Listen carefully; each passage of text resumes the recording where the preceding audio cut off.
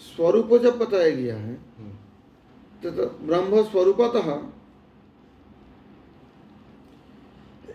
ब्रह्म स्वरूपतः स्वरूप मात्रे,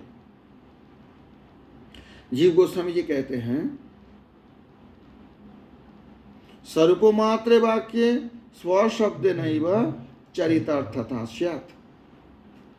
अगर स्वरूप मात्र ही जब बोल दिया स्वरूप लक्षणम, इसमें ही तो चरितार्थता हो गया कि ये ब्रह्म निर्विशेष निराकार निशक्तिक ब्रह्म नहीं है। जिनको भागवत में प्रतिपादन किया जा रहा है वो परम ज्ञान शक्ति युक्त है, स्वतः सिद्ध परम ज्ञान शक्तित्वेन। स्वरूप मात्र वाक्य स्वशब्द नैव चरितार्थता स्यात्। ये स्वराट स्वेनैव धामना धामना स्वेन सदा निरस्त का कहीं तभी स्व शब्द के द्वारा उसमें चरितार्थता हो जाता है। क्या चरितार्थता हो जाता है कि जो वो ब्रह्म वो स्वरूप लक्षण से वो निर्विशेष निराकार ये नहीं है। ये लोग कहते हैं स्वरूपतः, अद्वैतवादी कहते हैं स्वरूपतः ब्रह्म कुछ भी नहीं, कुछ भी नहीं। ब्रह्म मतलब शून्य एक तरफ से मानो, चिन्ह मात्र और कुछ नहीं। बाकी जो ये सब मायादस्तों का सोच रहे हैं। परंतु इनमें जो मंगलाचरण में जिन ब्रह्म की वस्तु निर्देश किया गया है श्रीमद् भागवत के प्रथम श्लोक में ही जिन ब्रह्म के बारे में वस्तु निर्देश किया गया है, जो भागवत के प्रतिपाद्य ब्रह्म है, उनमें स्व शब्द से ही तो ये सारे खंडित हो जाता है। फिर करना क्या? कथंचित तन्मात्रे वाच्येपि हेतुत्व लक्षणेन तृतीयार्थेन तत्शक्तित्वमेव बोधयेत्। कथंचित एक एक शब्द समझो। तन्मात्रे वाच्येपि, तन्मात्रे मतलब जैसे कहा गया चिन्ह मात्र ब्रह्म, ठीक है। वाच्य भी कहीं कहीं बताया गया चिन्ह मात्र ब्रह्म है, चिद ब्रह्म है, चिद लक्षण ब्रह्म है। हेतुत्व लक्षण है न तृतीयार्थे न, जहां जहां उनको हेतुत्व लक्षण प्रकाश किया गया अर्थात ये जगत के कारण ये है, मानो उनके द्वारा जगत सृष्टि हुई है। तृतीय अर्थ तृतीय विभक्ति का अर्थ लग गया ना, तो तृतीय विभक्ति का जो अर्थ लग गया उनके द्वारा ये जगत सृष्टि किया गया है, वहां पर मतलब यह है वहां सच्चित्तम एवं वाच्य सत्तित्व, उनके शक्ति को समझना चाहिए, मतलब उनके शक्ति के द्वारा जगत सृष्टि किया गया है। तो निशक्तिक ब्रह्म प्रतिपादन नहीं है यहाँ जो परम शक्तिमान सारे चित्त शक्ति समन्वित ब्रह्म है उनके प्रतिपादन किया गया है। उनका शक्ति का कथनचित तन मात्रे वाचे भी, कहाँ कहाँ चिन्ह मात्र ब्रह्म ऐसे कहने के पर भी हेतुत्व लक्षणेन तृतीयार्थेन, तृतीय विभक्ति कहाँ प्रयोग होता है? हेतु करण अर्थ, करण कारक जो हेतु है। जैसे मैंने बताया कारण क्या है, कुठार कारण है, कर्ता तो कोई और है। तो कोई एक व्यक्ति कुठार के द्वारा वृक्ष को कट रहे, तो व्यक्ति वृक्ष को कट रहे, इसमें समझ लेना चाहिए वो अपने हाथ से नहीं कट रहे, उनके हाथ में कोई कुठार है, तृतीय लक्षण है ना। देवदत्तेन, देवदत्त के द्वारा वृक्ष कटा गया। अगर ये बात कहा दिया जाए तो ये बात तो समझ लेना ही पड़ेगा कि देवदत्त के हाथ में कोई अस्त्र कुठारी या ऐसे कुछ था जिसके द्वारा सहारे में देवदत्त वृक्ष को कटा है। लेकिन जो कुठार है वो स्वतंत्र नहीं है, स्वतंत्र रूप से कुठार वृक्ष को नहीं काट सकते, इसलिए देवदत्त पे उसी छेदन क्रिया के कर्तृत्व आरोपित किया गया। ऐसे ही ब्रह्म के कर्तृत्व में जगत सृष्टि हुआ, ब्रह्म ने जगत सृष्टि किया जहां कहा दिया, तो उसके मतलब ये नहीं कि वो माया से अध्यस्त होकर मन जगत सृष्टि कर रहे, ये बात नहीं है। बात ये है कि तृतीयार्थ में वहां ब्रह्म की शक्तित्व समझ लेना चाहिए। जैसे देवदत्त के द्वारा, ये तृतीय विभक्ति प्रयोग हुआ देवदत्त में, है ना, देवदत्त के द्वारा वृक्ष कटा गया है, तो देवदत्त के द्वारा वृक्ष काटा गया है, इसमें समझ लेना चाहिए कि देवदत्त के हाथ में कोई कुठार था या कोई अस्त्र था जिसके द्वारा वृक्ष काटा गया है। ऐसे ही ब्रह्म के द्वारा जगत सृष्टि हुआ, मतलब क्या है, जो वो ब्रह्म के जो शक्ति है, परम शक्तिमत्त, वो शक्ति के द्वारा जगत सृष्टि हुआ है, शक्तिमत ब्रह्म है, जो प्रतिपाद्य विषय है। समझ नहीं आ रही बात? नामना स्वेन, वहां पे भी स्वेन तृतीया विभक्ति लग गई, धामना प्रभाव के द्वारा। और कथन कहीं कहीं ब्रह्म ने सृष्टि का ऐसा बताया गया, इसलिए जीव गोस्वामी जी वो बात कह रहे हैं। ये तो प्रभाव के द्वारा हुआ, कहीं कहीं ऐसा कहा कि ब्रह्मणा जगत सृष्टि कर्तृत्व में, ऐसे बताते हैं ब्रह्म के द्वारा सृष्टि हुआ, ब्रह्म के द्वारा तो शक्ति की तरह तो हो रहा है। तो वही बात बता रहे हैं ना जीव गोस्वामी जी। वो ऐसा नहीं बोल रहा है ना अद्वैतवादी। अद्वैतवादी बोल रहे हैं ब्रह्म के जहाँ हेतु में प्रयोग किया गया तो उसके मतलब ब्रह्म उसका हेतु है, क्योंकि निशक्तिक ब्रह्म, चिन्मात्र ब्रह्म, माया से अध्यस्त होकर ब्रह्म सोच रहा है ये सब बनाए, अपने सपना में बना रहे जगत। शक्ति तो मानते नहीं है वो लोग। तो जीव गोस्वामी जी कहते हैं जहां जहां तृतीय विभक्ति का प्रयोग हुआ ब्रह्म शक्ति का, वहां मैंने दृष्टांत तो दिया ना, देवदत्त के द्वारा वृक्ष काटे गए, देवदत्त कैसे अपने हाथ से वृक्ष काटेंगे? व्यापार तो काम कर रहे हैं ना गुरुजी वहाँ पर। अगर सपना भी देख रहे हैं वहाँ पर, सपना रूप व्यापार तो काम कर रहे हैं। सपना रूप व्यापार होने से भी वो मिथ्या है। मुश्किल ये है, ये मिथ्या नहीं कहा जा रहा है ब्रह्म को, जो भागवत में जगत को मिथ्या नहीं कहा जा रहा है ना, जगत की तो अस्तित्व है। नहीं, अगर वो लोग कहेंगे कि सपना देख रहे हैं तो वहाँ पर भी तो व्यापार करने के लिए शक्ति चाहिए होता है। कोई भी नहीं शक्ति नहीं चाहिए, वही बात। वो माया को क्या बोलते हैं, वो एक अनिर्वचनीय बताया आदि शंकराचार्य ने। अस्ति नास्ति, अस्ति ये भी नहीं कह रहे, नास्ति ये भी नहीं कह रहे, और एक उसके बीच में आता है वो भी नहीं है, क्योंकि माया की अगर अस्तित्व मान लिया जाए तो ब्रह्म छोड़ के दूसरी वस्तु है। तो एकम खलु इदं ब्रह्म, ये वेदवाक्य वहां पे व्यर्थ हो जाता है। तो इसलिए माया की अस्तित्व कहते हैं अस्ति नास्ति, और उसके बीच में जो न्याय का बौद्ध न्याय का वो है, उस तरह माया का निर्वचनीय है। सत असत, सत असत भिन्न, अभी शब्द आया मेरे के याद में। सद भी नहीं, असत भी नहीं, सद असत भिन्न भी नहीं। अगर असत होते तो फिर ब्रह्म पे कैसे काम कर रहे हैं? जो चीज है नहीं उनके प्रभाव कैसे होगा? और अगर कोई है माया नाम के तो फिर ब्रह्म से दूसरे वस्तु हो गया, एक ब्रह्म तो नहीं रह गया, द्वितीय वस्तु का तो कुछ ना कुछ आ गया। तो इसलिए कहते हैं सद असत, सदसत भिन्न, अनिर्वचनीय, ऐसे ऐसे कह के माया को बोल दिया आदि शंकराचार्य ने। परंतु वैष्णवाचार्य कहते तो बनावटी बात है आपकी। माया भगवान की शक्ति है, शक्तिमत ब्रह्म को मान लो ना। शक्ति परिणाम बात, शक्ति के परिणाम से जगत सृष्टि होते हैं, जो बहिरंगा शक्ति, और वो शक्ति फिर शक्ति में रूपांतरित हो जाता है प्रलय के बाद। सीधा सीधी मान लो ब्रह्म अपने धाम में नित्य विराजमान है, ये वैष्णव मत है।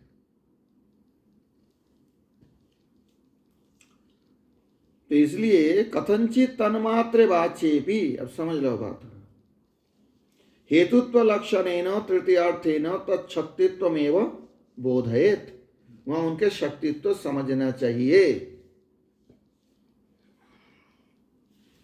द्वितीयादीनां प्रातिपदिकार्थ एव विहितत्वात्, द्वितीयादीनां प्रातिपदिकार्थ, जानते हो प्रातिपदिकार्थ क्या होता है? प्रातिपदिक अर्थ बताओ, देखो। लिंग वचन हो,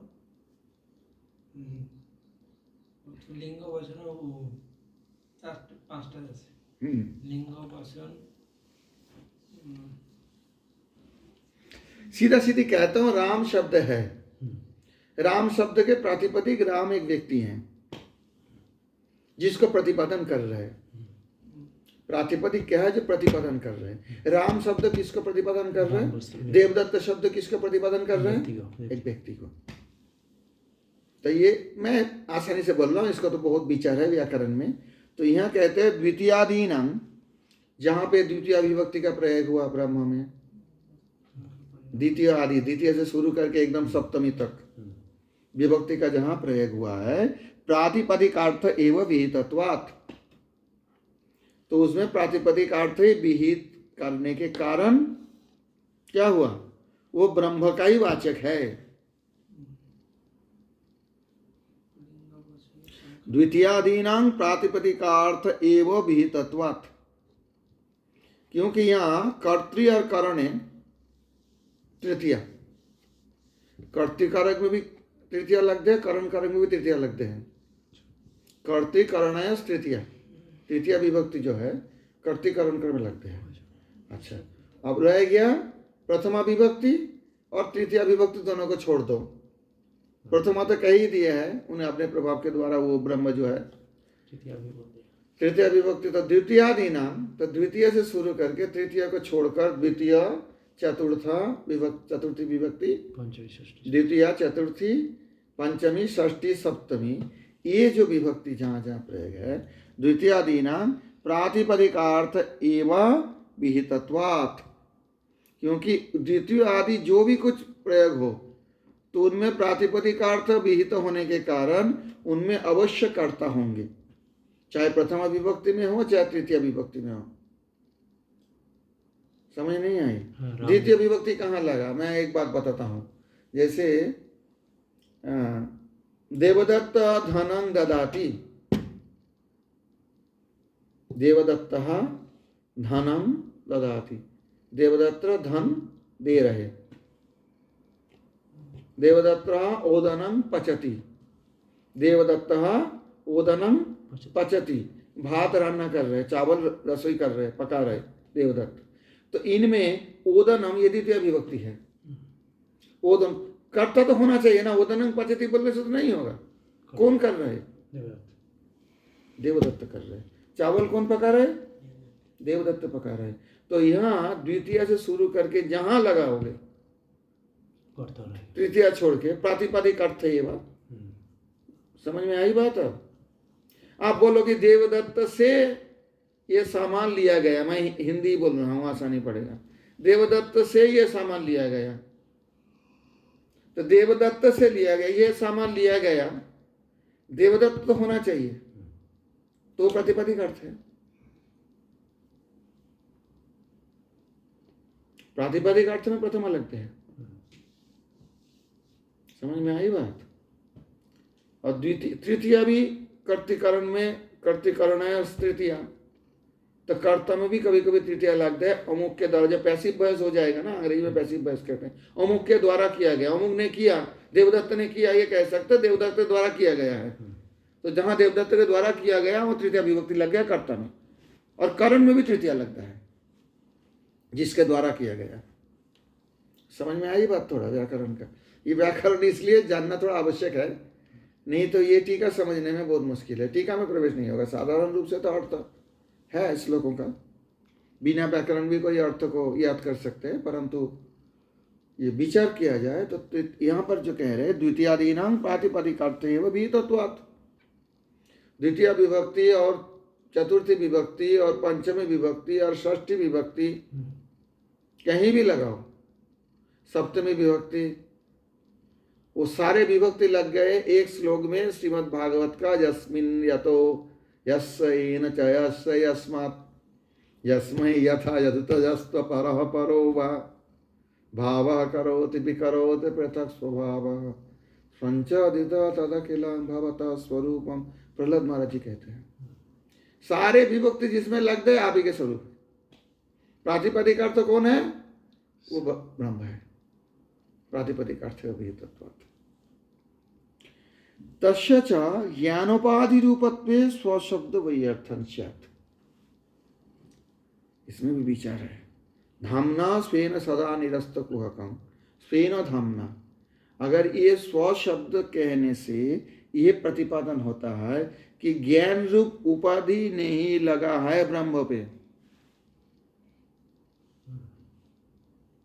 अभी आप बता रहे थे ना, शंकराचार्य जी कहते हैं मुक्त पुरुष है, वो भी माया की उपाधि है ना।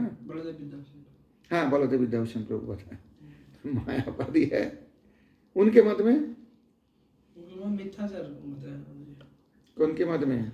बलदेव विद्याभूषण को मिथ्याचार होता है, वो शंकर मत के अनुसार, नहीं नहीं, गीता के श्लोक में ना, ज्ञानोपाधि, पहले वो नहीं कह रहा हूं मैं, वो प्रसंग नहीं कह रहा हूं। ज्ञानोपाधि रूपत्वेपि स्वशब्द वैर्थं स्यात्। अगर अद्वैत उपाधि कह दे कि ज्ञान रूप उपाधि लग गए उसी ब्रह्म में, वास्तव में नहीं है सब कुछ, माया से अध्यस्त होकर ज्ञान रूप उपाधि लग गए ब्रह्म में।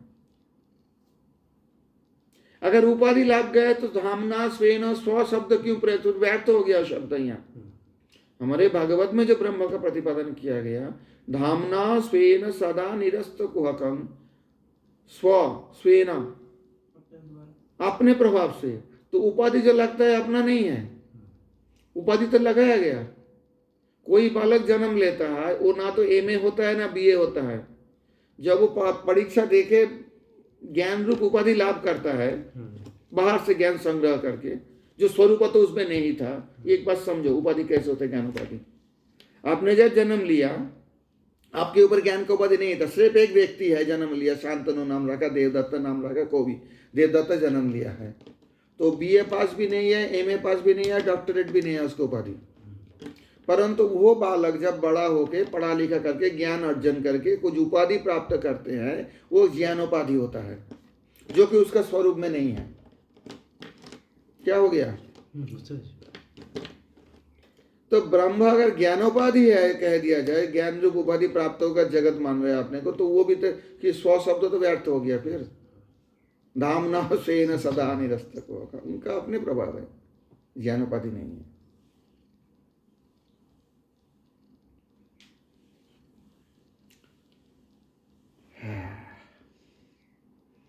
कुहकम अत्र मायोपाधिकृत भ्रम पराभवः धामना स्वेन सदा निरस्त को, इस पर चर्चा चल रही है। कुहक क्या है, माया क्या है? कुहक मतलब होता है जैसे जो वस्तु नहीं है उसको दिखाना। कुहक की कौन होते हैं? जो जादूगर होते हैं, ये जादूगर मैजिशियन, वो दिखाता है एक आदमी को काट दिया सबके सामने स्टेज में, लेकिन वो कुहक है, वो मिथ्या है, वास्तव में काटा नहीं, काटा आदमी मर जाएगा। समझ में आई बात? तो कुहक कहते हैं उस प्रकार व्यक्ति को जो जादू दिखाते हैं, मैजिक दिखाते हैं। अरे भगवान को भी तो कुहक सोचा था ये दुर्योधन, जब वहां पे भगवान ने आंशिक विश्वरूप दर्शन कराए दुर्योधन को, जब पांडवों का दूत बनकर गए, जो 5 गांव दे दो, 5 भाई उसमें राज करेंगे, झगड़ा मारा मारी, युद्ध का कोई आवश्यकता नहीं है। तो दुर्योधन माना नहीं, तो भगवान अपने प्रभाव भी दिखाना चाहा, बोला ये माया ये मैजिक दिखा रहे हैं। ब्रह्म रूप से भगवान रूप से विश्वास नहीं कर पाया दुर्योधन। समझ में आई बात?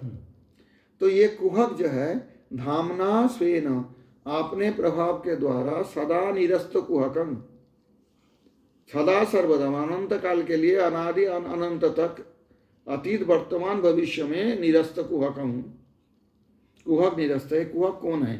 कुहक मात्र मायो उपाधिकृत भ्रम पराभव। यहाँ पे कुहक के तात्पर्य है माया रचित उपाधि धारा भ्रम पराभव। यहाँ पर दिए होंगे कुहकम, माया उपाधिकृत, माया उपाधिकृत, और ऊ मिलकर ओ हो गया गुण शांति। तो यहां पर जो है कुहकम अत्र मायोपाधिकृत भ्रम पराभव। तो माया उपाधिकृत भ्रम पराभव जो जीव में होता है, ब्रह्म में नहीं होता है। ठीक है, भ्रम के द्वारा पराभव। वास्तव में माया जीव को पराभूत नहीं किया, भ्रम उनका पराभूत किया, उनका हरा दिया भ्रम। और वो भ्रम कहाँ से आया? माया उपाधिकृत, माया उपाधि उसको भ्रम पैदा कर दिया, भ्रम से जीव पराभव प्राप्त कर लिया, अपने को बद्ध मानने लगे। तो मायोपाधिकृत भ्रम पराभव अत्र कुहकम, यहाँ पर कुहक के शब्द से माया उपाधिकृत और उपाधि ब्रह्म में नहीं लग सकता है। इसलिए यहाँ जो ब्रह्म के बाद बताया गया वो धामना स्वेन सदा निरस्त कुहकम, उसका प्रमाण दे रहा है मायांग बुधष्ट चिच्छक्ता कैवल्य स्थित आत्मनि। ये श्रीमद् भागवत में आगे देखोगे, ये अर्जुन के वाक्य है। मायांग बुधष्ट चिच्छक्ता, चित शक्ति के द्वारा माया को दूर करके, मायांग यहाँ कर्म कारक है द्वितीय, मायांग द्वितीय विभक्ति लगाए, बुधष्ट चिच्छक्ता, चित शक्ति के द्वारा माया को दूर करके कैवल्य स्थित आत्मनि इति श्रीमद् अर्जुन वचनात्। वो केवल ही रहते हैं, कैवल्य में रहते हैं, कोई उपाधि उनमें नहीं लगता है। किंतु यत्र इत्यनेन लब्धस्य, किंतु या परंतु, यत्र इत्यनेन लब्धस्य परमेश्वरस्य चिन्मात्रेण स्वरूपांशेन सतत अनुभूयमानो स्व अभेदम एवालम्ब्य भ्रमाधिष्ठानत्वं स्वीकृतं न तो जीवस्व स्व अभेदम अननांशेन। यत्र त्रिसर्ग मृषा, यत्र जिस ब्रह्म में, जहाँ पर, तो जहाँ पर इत्यादि न लब्धस्य, इसके द्वारा जो प्राप्त किया गया, क्या प्राप्त हुआ? परमेश्वर से चिन्मात्रेण स्वरूपांशेन, जो चिन्मात्र स्वरूपांश है, चिन्मात्र ब्रह्म, ये समझा अच्छी तरह से, ये हम अस्वीकार नहीं कर रहे, लेकिन चिन्मात्र स्वरूपांशेन सतत अनुभूयमान स्व अभेदमेवालम्ब्य भ्रमाधिष्ठानत्वं स्वीकृतम। अर्थात परमेश्वर के चिन्मात्र स्वरूपांश के द्वारा सतत अनुभूयमान जो स्व अभेद एवं स्व अभेदम एवं आलम्ब्य, उसी अभेद को आलम्बन करके भ्रमाधिष्ठानत्वं स्वीकृतं न तो जीवस्व स्व अभेदम अननांशेन। ये बहुत कठिन बात है, कैसे समझाऊं? यत्र त्रिसर्गो मृषा, वही तो यत्र है ना, जन्माद्याश्रय तन्मयादितरत चार्थे स्वविज्ञा स्वराट् तेने ब्रह्म हृदय आदि कवये मुह्यन्ति सूरय तेजो वारिमृदं यथा विनिमयो यत्र त्रिसर्गो मृषा नाम्ना स्वेन सदा निरस्तकुहकं सत्यं परं धीमहि। तो ये तो यत्र, देखो यहाँ पे सिंगल कोटेशन लगे हुए हैं, यात्रा इति अनेना, ये संधि के यात्रेत्यनेन, दो जगह संधि हुआ, यात्रा इति यात्रेति, इधर पर लग गया इति अनेना, इति अनेना, वहाँ भी संधि लग गया। तो यात्रा इति अनेन लब्धस्य परमेश्वरस्य चिन्मात्रेण स्वरूपांशेन सतत अनुभूयमानो स्व अभेदम एव आलम्ब्य भ्रम अधिष्ठानत्वं स्वीकृतं न तो जीवस्व स्व अभेदम अननांशेन। कहते हैं जीव अगर अपने को ब्रह्म के साथ, परमेश्वर के साथ अभेद मनन करे, उससे भ्रमाधिष्ठान तो स्वीकृत नहीं हुआ है। भ्रम के अधिष्ठान कहाँ पर है, कुहक के अधिष्ठान कहाँ है, वही बता रहे कि परमेश्वर से यत्र त्रिसर्गो मृषा चिन्मात्रेण स्वरूपांशेन सततम अनुभूयमानो स्व अभेदमेवालम्ब्य, सतत अनुभूयमानम अभेदम एव आलम्ब्य भ्रमाधिष्ठानत्वं स्वीकृतम। अर्थात भ्रमाधिष्ठान कहाँ पर है? जो चिन्मात्र स्वरूपांश अगर देखा जाए, सतत अनुभूयमान, एक एक शब्द व्याख्यान करना पड़ेगा, नहीं समझ नहीं पाओगे। अच्छा आप हो, ये तो बात है ना, कोई भी जीव, नास्तिक आस्तिक, देवदत्त, राम श्याम जदु मधु, मैं हूं, ये ज्ञान तो है। चित, इसका चित कहते हैं, मैं हूं। अचित वस्तु में नहीं, अचेतन वस्तु में नहीं है कि मैं हूं। अस्मत् शब्दवाच्य जीव है, अस्मत् शब्दवाच्य ब्रह्म भी है, परमेश्वर भी है। अब इसी अंश में दोनों में एक अभेदता है। अब समझ में आई बात? कहाँ पे? चिन्ह मात्र अभेदांश है ना। चिन्ह मात्र विचार से ईश्वर का भी चेतन है, जीव भी चेतन है। उस मामले में तो अभेद। कहते हैं उसमें अभेद एवं आलम्ब भ्रमाधिष्ठानत्वं स्वीकृतम, परंतु जीव के अंदर भ्रम है, भ्रम के अधिष्ठान वहां पर है। क्यों? कि जीव अपने को जड़ शरीर जड़ संसार के साथ अभेद मानने लगे, तो भ्रम का अधिष्ठान तो उसमें है। क्यों? कि एक बात समझो अच्छी तरह से, ब्रह्म में जो विभूचित है उनमें माया की प्रभाव नहीं है भले, परंतु उनके जो चिद अंश में जीव है, चिद तो इनमें भी है, माया का प्रभाव है। माया का प्रभाव है। भ्रम के अधिष्ठान तो स्वीकृत है वहां, समझ में आ गई बात। परंतु ये अद्वैतवादी जो कहते हैं, परंतु न तो जीवो स्व अभेद मननांशेन, जीव को अपने को ब्रह्म के साथ अभेद मननांश, अभेद मननांश जो है, उसी अभेद मननांश में भ्रमाधिष्ठान तो स्वीकृत नहीं है। अभी तक समझ में नहीं आया ना। चीन मात्र अंश के विचार देखो तो उसमें भ्रम के अधिष्ठान चित्त पर है। कहां है? जीव का है। जीव और ब्रह्म में एक अंश में अवैधता है, चिन्ह मात्र। जीव भी चेत है, ब्रह्म भी चित है। ये अनुचित है, ब्रह्म विभूचित है। विभू मतलब विशाल, अनंत। अरे जीव अणु मतलब एक छोटा सा एक कण, चित कण है। तो चिद अंश में वही बात यहाँ पर देखो, यत्र इत्रणेन लब्धस्य परमेश्वरस्य चिन्ह मात्रेण स्वरूपांशेन सतत अनुभूयमान स्व अभेदमेव आलम्ब्य भ्रमाधिष्ठानत्वं स्वीकृतम्। सतत अनुभूयमान जो जीव का है और परमेश्वर का भी है कि मैं हूं, मैंपन है। सतत अनुभूयमान मैं हूं, निरंतर अनुभूयमान। ये बात देखो ना, अनुभूयमान स्व अभेदमेव आलम्ब्य। ये जो सतत अनुभूयमान स्व अभेद, इस मामले में तो भेदाभेद बात यहीं पे आता है ना, तो क्योंकि कुछ अंश तक, क्योंकि अभेद तो यह है कि वो भी चेतन है, मैं भी चेतन हूं, कृष्ण भी चेतन है, जीव भी चेतन है, अचेतन तो नहीं है। अगर ये चेतन अंश के विचार करोगे तब उस भगवान के जो चीद अंश जीव रूप में है, चित कण, उनमें भ्रमाधिष्ठान तो स्वीकृत हुआ है, भ्रम अधिष्ठान तो है, स्वीकृत है। परंतु स्व अभेद मननांशेन, अद्वैतवादी मायावादी ये कहते हैं कि जीव के साथ जो ब्रह्म अभेद है, इस मामले में जीव अपने को अलग मानने लगे, ये भ्रम के अधिष्ठान है। अच्छा, मायावादी हाँ, जीव भ्रम में पढ़ के, ब्रह्म में पढ़ के अपने को जीव बोल रहे हैं।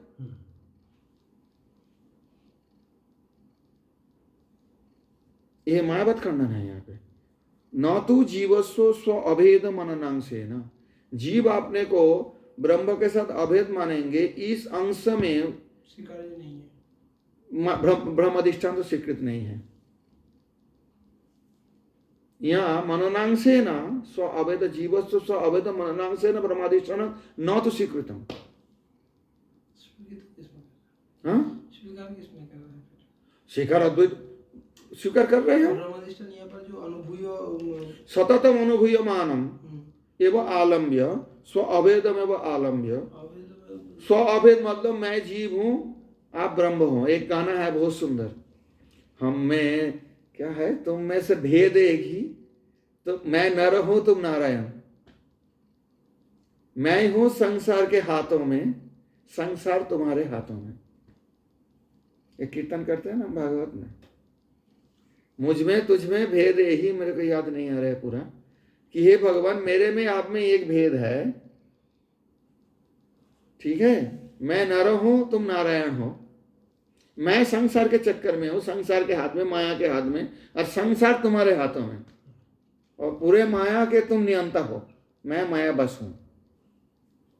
परंतु इनमें एक सतत अनुभूयमान चिन्ह मात्रेण स्वरूपांश नहीं। ये बात देखो, स्वरूप अंश, चिन्ह मात्र स्वरूप नहीं, चिन्ह मात्र स्वरूप अंश। क्यों? कि ब्रह्म सच्चिदानंद है, ठीक है, जीव भी सच्चिदानंद है, ये अनु है, वो विभु है। चिन्ह मात्र स्वरूपांशेन, वो चिन्ह मात्रेण स्वरूपांशेन, क्योंकि वहां तो जो विशेषण और विशेष्य में एक ही विभक्ति लगेगा।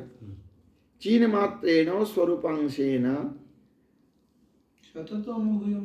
सतत अनुभूयमान स्व अभेदमेव आलम्य। सतत अनुभूयमान सतत अनुभूयमान मतलब निरंतर जिसकी अनुभूति रहेगा, कैसे भी हो, कैसे भी हो। जीव अगर कोई निम्न जनि भी प्राप्त हो गया, जैसे कोई चींटी, उसके अंदर भी अहंता रहेगा, मैं हूं, ये तो चींटी का भी अनुभव है ना। भाले उसका चेतन आवृत हो, अलग बात है। वृक्ष का भी ये है, मैं हूं, अब समझे। सतत अनुभूयमान, और ब्रह्म का भी है, वो ब्रह्म भी तो जानता है मैं हूं। तो ये जो चिन्ह मात्र अंश जो है, उनमें भ्रमाधिष्ठान तो स्वीकृत है। इसका अवलंबन करके आलम्ब एवं आलम्ब्य भ्रमाधिष्ठानत्वम स्वीकृतम। इसलिए ब्रह्म की उपाधि दे रहा है कि जीव वर्तमान अवस्था में ये नहीं समझ सकता है कि मैं चेतन हूं। वो सोचता है ये है सब, ये शरीर मैं हूं, मैं हूं, ये तो ठीक है। मैंपन का रहना ये तो चेतन का धर्म है, तो रहेगा। परंतु मैं ये शरीर हूं, ये तो भ्रमाधिष्ठान है ना। ये भ्रम का अधिष्ठान कहां पर है, किसका अवलंबन करके है? जीव में। जीव में है, परंतु किस प्रकार? स्वरूपांशेन सतत अनुभूयमान स्व अभेद एव अवलंब्य। मैं हूं, ये जो चित अंश का जो सतत अनुभूयमान है, ये तो सच्चा है, मैं तो हूं। परंतु मैं शरीर हूं, ये तो भ्रमाधिष्ठान है। भ्रम के अधिष्ठान तो यहां पर है ना। समझ में आई बात? इतना तक जब वहां पे भी चला जाएगा ब्रह्म लोक में, मतलब ब्रह्म ज्योति में, अगर कोई साधु मुक्ति भी प्राप्त करे जीव, मैं हूं चिन्ह मात्र रहेगा, परंतु कौन हूं क्या हूं ये सब पता नहीं चलेगा। उपाधि मायोपाधि विनिर्मुक्त होने के बाद जीव अगर ब्रह्म में लीन हो गया, जिसको लीन कहते हैं, लीन तो नहीं होता नहीं है, जो कहा जाता है, अगर वहां पहुंच गया तो चिन्ह मात्र सतत अनुभूय माने तो ये तो रहेगा ही ना। इसलिए कहते हैं परमेश्वरस्य चिन्ह मात्रेण स्वरूपांशेण। परमेश्वर का जो चिन्ह मात्र स्वरूपांश है, जो सब संपूर्ण नहीं है स्वरूप का, क्योंकि सिर्फ चित नहीं है, वो सत चित आनंदमय है ब्रह्म। परंतु वो लोग कहते हैं चिन्ह मात्र ब्रह्म, निर्विशेषवादी भी मायावादी भी। तो इसलिए कहते हैं चिन्ह मात्र अंश में सतत अनुभूयमान स्व अभेदमेव आलम्ब्य, अवलंबन करके, इसका अवलंबन करके भ्रम अधिष्ठान हो रहे हैं। हाँ, मैं हूं, तभी तो मैं सोच रहा हूं मैं शरीर हूं। ये पेन सोच रहा है कि मैं पेन हूं, क्योंकि इसके अंदर चित अंश नहीं है। किसका अवलंबन करके भ्रम का अधिष्ठान होगा? चेतन का अवलंबन करके भ्रम का अधिष्ठान होता है, अचेतन का अवलंबन करके भ्रम का अधिष्ठान नहीं होता। ये बात समझ में आया कि नहीं आई ना ये बात? तो किसका अवलंबन करके हो रहा है? ये पेन के अंदर मैं दृष्टांत दे रहा हूं, ये कलम है, इसमें मैं हूं नहीं है, मैं पेन हूं ये भी नहीं है इनके अंदर, मैं कलम हूं यह है क्या? क्योंकि जहां चेतन नहीं है, भ्रम का अधिष्ठान कहां से होगा?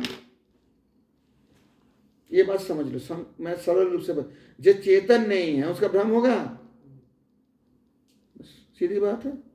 जो चेतन है उसका ही तो भ्रम होगा। परंतु वो कौन चेतन में? ईश्वर में भ्रम नहीं होगा, परमेश्वर में, हाँ जीव में होगा। और कैसे? परमेश्वर कथा पूरा लाइन बुझो। मैं बता रहा हूं ना, इस क्रम संदर्भ इतना आसानी मत समझो।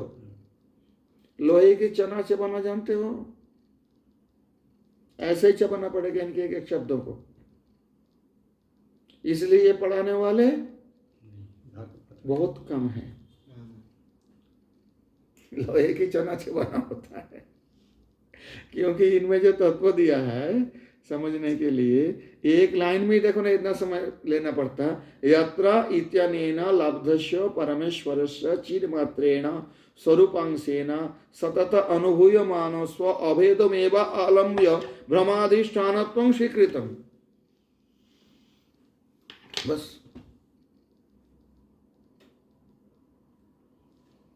समझ में आई? आप अभी भी संशय है? नहीं। स्पष्ट हो गया ना? भ्रमाधिष्ठान चिन्ह मात्र अंश में होता है, लेकिन चिन्ह मात्र अंश कौन? जीव में। जीव में। जीव चीत है जब भी भ्रमाधिष्ठान स्वीकृत है। न तो जीवस्व स्व अभेद मननांश है ना। अब वो क्या कह रहे?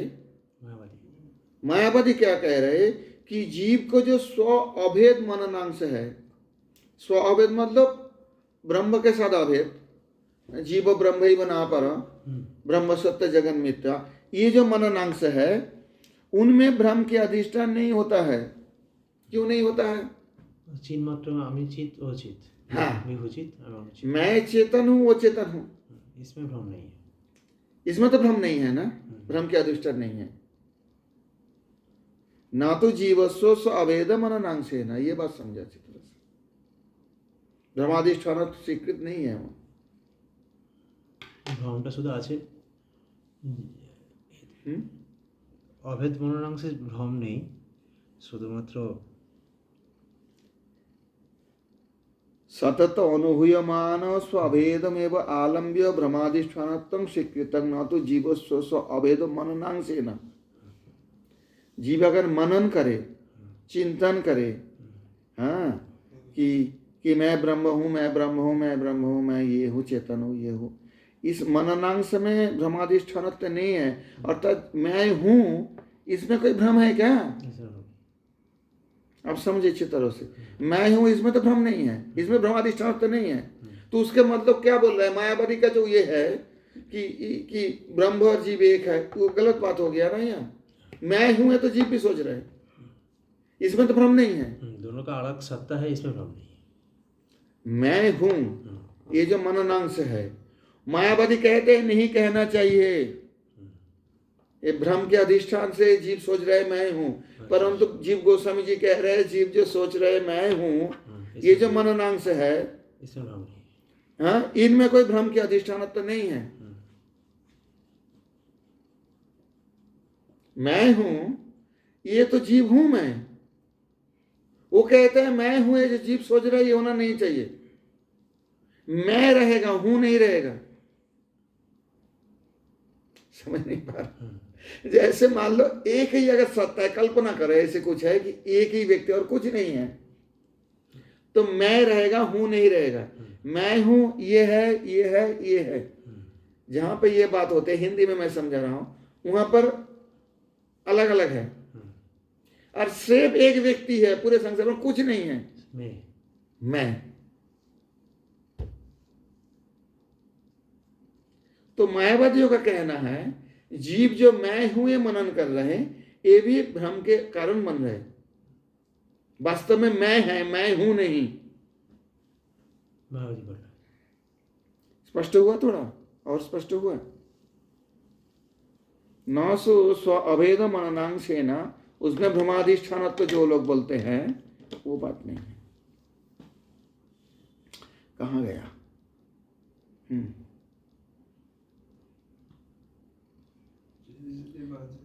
हाँ, चिन्ह मात्रा के जो स्वरूप है उसमें स्वरूप अंश, है, चिन्ह मात्र स्वरूप में चिन्ह स्वीकार कर रहे हैं, और उसके ऊपर जो माया मतलब जीव जो यहाँ पर अधिष्ठान कर रहा है, भ्रम अधिष्ठान कर रहा है, उसी का अवलंबन करके भ्रमाधिष्ठान तो स्वीकृत है, स्वीकार कर रहे हैं भ्रमाधिष्ठान। वो जीव की स्वरूप में एकत्व वो स्वीकार नहीं कर रहा है, मतलब अभेदत्व। हाँ, अभेदत्व मनन करने से उनका जो भ्रमाधिष्ठान है, समझिए, स्व अभेद मननांशेन भ्रमाधिष्ठानत्वं न सुस्वीकृतं।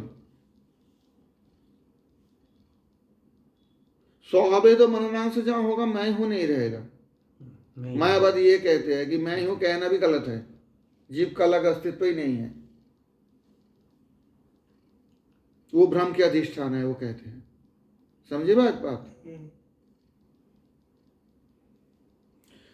परमेश्वरस्य तु धातुरोपि प्रार्थनीय, दोनों पाठ है, ध्यातुमपि प्रार्थनीय है, तया स्व अनुभवातीतत्व तदेक वस्तुत्व व्याहन्यत इति विवेचनीयम। अब यहां पर जो बताया गया इसी श्लोक के ऊपर विचार चल रहा है और कुछ नहीं। इसी जन्मार्थ से श्लोक पे धीमहि, सत्यं परं धीमहि। तो इसमें जो श्रीमद् भागवत के जो प्रतिपाद्य वस्तु है, जो ब्रह्म है, जो श्री कृष्ण है, उन ब्रह्म को जो ध्यातुरपि प्रार्थनीय, ध्यातुमपि प्रार्थनीय, दोनों पार्ट में लगभग एक ही है। ध्यातुमपि जो प्रार्थनीय, उनका जो ध्यान करने का भी प्रार्थना दिया गया है, तया उसके द्वारा स्व अनुभवातीतत्वात् तदेक वस्तुत्वं व्यहन्यत इति विवेचनीयम। स्व अनुभवातीत, परमेश्वर हमारे अनुभव के ऊपर परे है ना, देखा है परमेश्वर को, ध्यान कैसे करोगे? जो देखे हो उसका तो ध्यान करोगे ना। किसी व्यक्ति को देखे हो उनके रूप को ध्यान कर सकते हो। जब बोला है धीमहि सत्यं परं धीमहि, एक एक करके समझो इस बात को। तो इसमें स्व अनुभवा अतीतत्वात् तत् एक वस्तुत्वं व्यहन्यत इति विवेचनीयम। जब ध्यान करने की बात कर रहा है, जो हमारे अनुभव के अतीत है, मैं हूं ये तो मेरे अनुभव में है, मैं हूं मेरा अनुभव में है, और इसमें भ्रम नहीं है, क्योंकि मैं हूं, मैं चेतन हूं। परमेश्वर का जहां ध्यान कर रहा हूं, जहां पे ध्यान किया, प्रार्थना किया गया, वयं धीमहि ध्यायेमः, धीमहि मतलब वयं ध्यायेमः, हम लोग सब मिलके ध्यान करते हैं, शिष्याभिप्राय में बहुवचन। तो ये जो प्रार्थना किया गया है, इसके द्वारा स्व अनुभवातीतत्वात् तदेक वस्तुत्वं व्यहन्यत इति विवेचनीयम। और वो परमेश्वर में अनुभव के अतीत है, इसके द्वारा जो मैं और परमेश्वर एक हूं, ये तो नहीं हुआ, खंडन हो गया। ध्यान जो हम करो वो कहते हैं नहीं, मायावादी कहते हैं तुम ही वही हो, तो सोचो कि तुम ही वही हो। तो यहाँ भागवत श्लोक में क्या वो बात बताया जा रहा है? क्या बताया जा रहा है? वयं ध्यायेम, हम सब ध्यान करते हैं। तो हम सब जो ध्यान करते हैं, तो उसके मतलब हम सब ध्यान करते हैं जिसको, जो हमारे अनुभव के अतीत है। ध्यान देव ध्यान सब अलग है, और मेरे अनुभव के अतीत होने कारण तत् एक वस्तुत्वं व्यहन्यता इति विवेचनीयम। तो मैं और वो अगर एक वस्तु होते तो मेरे अनुभव के बाहर नहीं होते हो, अनुभव के अतीत नहीं होते। मैं तो अनुभव करता हूं ना अपनी स्थिति। माया दोस्तों को मैं चिंतन को चलो बोल। हाँ, दोस्तों को मैं जरा बोलते कि माया कौन? मायावादी। हाँ, परंतु श्रीमद् भागवत में क्या बोल रहा है? यही बात बोल रहा है। ये श्लोक के आधार पर तो बोल रहा है ना। इस श्लोक को प्रमाण देखिए, इसको मायावादी ना खींच पाए अपने तरफ, मायावादी इस पे अपने व्याख्यान ना कर पाए, इसलिए जीव गोस्वामी जी बोल रहे हैं ये बात को। इस श्लोक के आधार पे विचार करो, और दूसरे प्रमाण यहाँ नहीं ला रहे। भागवत की पहला श्लोक में मायावाद नहीं है, स्पष्ट बात ये समझो। इसके लिए जीव गोस्वामी जी ये सारे बोल रहे हैं। और नहीं है ये नहीं, मायावाद तो खंडन भी है, ये बात है।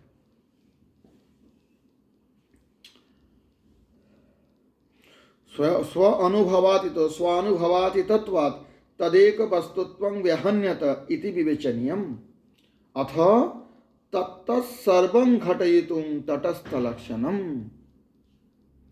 जब वो व्यहन्यत ये हो गया, खंडन हो गया कि एक वस्तु नहीं, फिर अब अथ अनंतर तत्तत्सर्वं घटयितुं, यहाँ तटस्थ लक्षण क्या? तटस्थ लक्षण माहो जन्मादि। तो पहले तो ये समझ आ गया कि ये जीव और ब्रह्म अलग है, परमेश्वर जीव परमेश्वर नहीं है, इतना तो स्पष्ट हो गया प्रभु।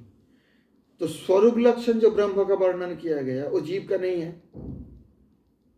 स्वरूप लक्षण क्या बताया गया? सत्यं परम, जिनका हम ध्यान करते हैं। और तटस्थ लक्षणम यहाँ बता रहे, तटस्थ लक्षणमाहो जन्मादिति। तटस्थ लक्षण मतलब जो हो व नहीं हो उससे फर्क नहीं पड़ता। ब्राह्मण जनेऊ से कोई पहचान लेता है, वो विद्वान है कि नहीं, वो तटस्थ लक्षण है। जनेऊ से पहचान जाएगा जो ब्राह्मण है, जनेऊ पहने हुए है या शिखा रखे कुछ लक्षण से, जैसे दृष्टांत दिया जाता है। परंतु विद्वान है या मूर्ख है या सदाचारी है या कदाचारी है, ये सारे तटस्थ लक्षण, और नहीं होने पर भी उसको देख के कोई बोल देगा ब्राह्मण है, स्वरूप लक्षण जो है। तो तटस्थ लक्षण महा, तटस्थ लक्षण कहते हैं क्या? जन्माद्यस्य जगत, ये जगत जब सृष्टि है, स्थिति है, तब भी परमेश्वर है। जब नहीं रहेगा परमेश्वर नहीं रहेंगे, रहेंगे। जब जगत सृष्टि हुआ उसी के साथ संपर्क करके भगवान को जगत सृष्टा कहा जाता है। उनके ये गौण नाम माना जाता है, मुख्य नाम भी नहीं। क्योंकि जब जगत प्रलय हो जाएगा, कुछ भी नहीं रहेगा, तो कौन उनको सृष्टिकर्ता बोलेंगे? परंतु गोविंद बोल के उनको नित्य धाम में अपने भक्त लोग पुकारेंगे, अपने पार्षद लोग पुकारेंगे। गोविंद नाम नित्य है, मुख्य नाम है। सृष्टिकर्ता नाम गौण है, पालनहारे इत्यादि जो बोला जाता है। जब संसार हो तब तो पालनहारे, जब संसारी प्रलय हो जाएगा पालनहारे कोई नहीं बोलेंगे। उनको गोलोक वृंदावन में गोविंद माधव ये तो नित्य पुकारेंगे ये लोग, कृष्ण बोल के। समझ गए हो बात? वो नित्य है, इसलिए वो नाम मुख्य नाम माना गया है। और संसार के साथ संपर्कित, ये जगत की सृष्टि स्थिति या प्रलय के साथ संपर्कित कोई भी भगवान नाम हो, वो गौण नाम है, क्योंकि वो तटस्थ लक्षण का अवलंबन करके वो नाम बुलाया गया। तटस्थ लक्षण माह जन्माद्यस्य, देखो यहां पर, अथ तत्तत्सर्वं घटयितुं, तत्तत्सर्वं घटयितुं, ये सब घटाते हुए मतलब उसके मतलब सत्य सत्य परमेश्वर जगत सृष्टि भी करते हैं। तत्तत्सर्वं घटयितुं, तत्त मतलब सृष्टि स्थिति संघात, तत्तत्सर्वं घटयितुं तटस्थ लक्षणम, अर्थात माया के द्वारा चिंतन करके ये मिथ्या जगत नहीं है, ब्रह्म अध्यस्त नहीं हुआ माया के द्वारा, मायावादी वाले। ये श्लोक में कहते हैं ब्रह्म ने सृष्टि किया। समझ में आई बात? तत्सर्वं घटयितुं तटस्थ लक्षणम जन्माद्यश्च यत इति, इसी दर्शन विगत को उसमें लिखा है, तटस्थ लक्षणम जन्मादिति अस्य विश्वस्य जन्म स्थिति भंगा यत भवन्ति तं धीमहि इति। ये तटस्थ लक्षण, सत्यं परं धीमहि, ये स्वरूप लक्षण का ध्यान किया जा रहा है। और अस्य, यहाँ देखो, विश्वस्य जन्म स्थिति भंगा यतो भवन्ति तं धीमहि इति तटस्थ लक्षणम, सुदर्शन स्वामी भक्ति, उसमें जीव गोस्वामी जी व्याख्यान कर रहे हैं। न तो मरीचिकादो जलादिवत केवलम आरोपितम, समझ में आई बात? यह अद्वैतवत खंडन है। कहते हैं मरीचिका में जैसे जल आरोपित होता है, ऐसे ब्रह्म में जगत आरोपित होता है माया के द्वारा अध्यस्त, वो नहीं है। न तो स्वतस्तु अन्यत्र सिद्धं किंतु अनादि परंपराया तत्रैव यदा आरोपितत्वं तन्मात्र सिद्धत्वाद यत एवश्च जन्मादि इति गम्यते, तदृष्टान्तेन एव जन्मादि सिद्धौ जन्माद्यस्य यत इत्यस्य पुनरुक्तत्वापातात्।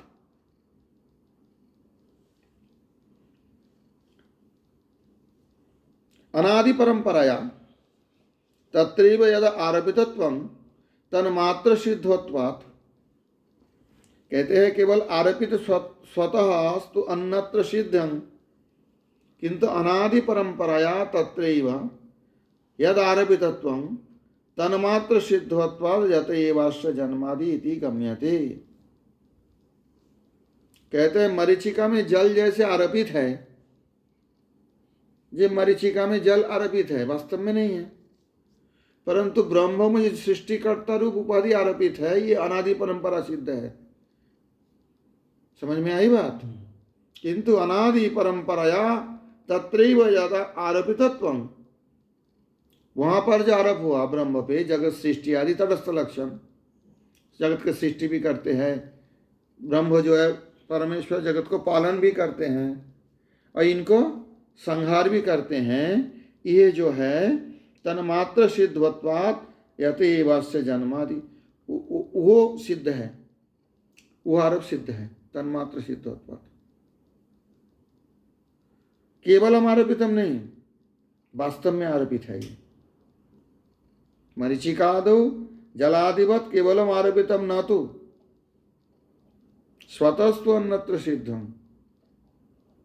अर्थात मरीचिका में जो आरोप है जल का, वो सिद्ध नहीं है, सिद्ध है परंतु यहाँ पर स्वतः सिद्ध है। ब्रह्म जगत करता है, मरीचिका में जल आरोपित नहीं हुआ, ब्रह्म में जगत अध्यस्त नहीं हुआ। मायावादी यहाँ खंडन है भागवत के श्लोक में।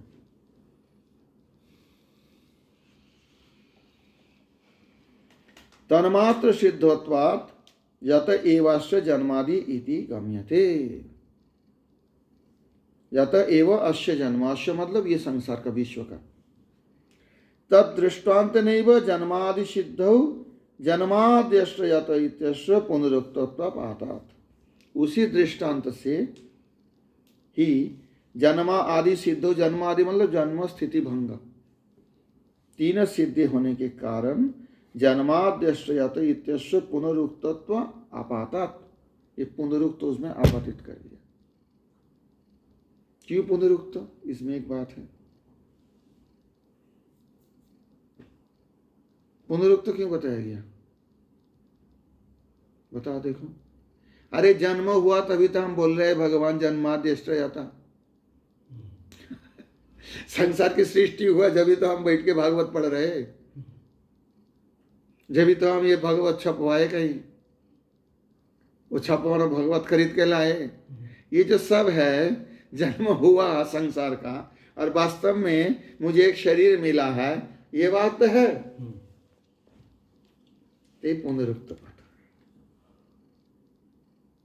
अब समझ नहीं पाए आप। जन्मादेश यतः, उसको ध्यान कर रहे। अरे जन्म तो तुम्हारा पहले है, जब तो तुम ध्यान करने बैठे हो।